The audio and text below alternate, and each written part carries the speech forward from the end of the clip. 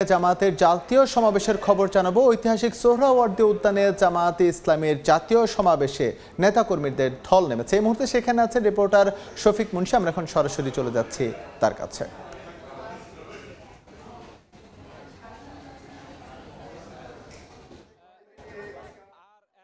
ঘন্টা পর বাংলাদেশ জামায়াতে ইসলামে আয়োজিত আজকের যে জাতীয় সমাবেশ, সেই সমাবেশের আনুষ্ঠানিক যে পর্বটি সেটি শুরু হবে।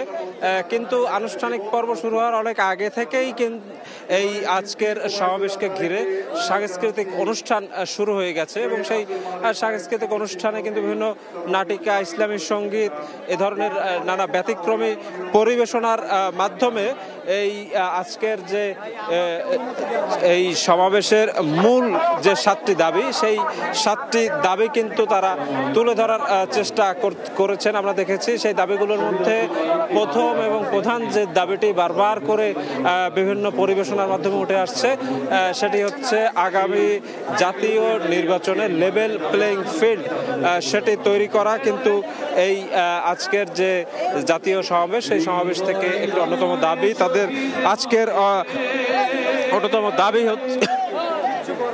দাবি হচ্ছে পিআর পদ্ধতিতে আগামী যে নির্বাচন, সেই নির্বাচন ব্যবস্থায় পিআর পদ্ধতি প্রবর্তন করাও কিন্তু আজকের অন্যতম দাবি। আজকে অন্যতম দাবি জুলাই সনদ দ্রুত ঘোষণা করা এবং একই সাথে গত জুলাই আগস্ট গণঅভ্যুত্থানকালে যাদেরকে হত্যা করা হয়েছে এবং বিগত সরকারের আমলে যতগুলো আসলে বড় ধরনের নাশকতা, হত্যাকাণ্ডের ঘটনা ঘটেছে, সেই যে ঘটনাগুলোর বিচারও কিন্তু আজকের এই সমাবেশ থেকে দাবি করা হবে এবং বেলা 2টায় কেন্দ্রীয় যে নেতৃবৃন্দ তারা কথা বলা শুরু করবেন এবং সেই কথার মাধ্যমেই কিন্তু আজকের যে জাতীয় সমাবেশ, সেই জাতীয় সমাবেশের আনুষ্ঠানিক পর্ব উদ্বোধন ঘোষণা করা হবে এবং জামাত ইসলামের আমির ডাক্তার শফিকুর রহমানের বক্তব্যের মধ্য দিয়ে কিন্তু এই যে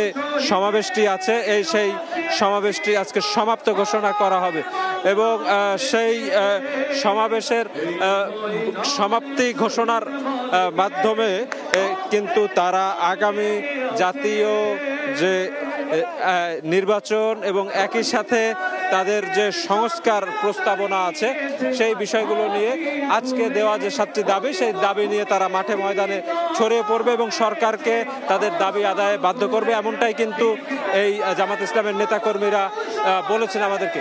তো এই ছিল আমার কাছে সোহরাওয়ার্দী উদ্যান থেকে বাংলাদেশ জামাত ইসলামী আয়োজিত আজকের যে জাতীয় সমাবেশ, সেই সমাবেশের সর্বশেষ খবর।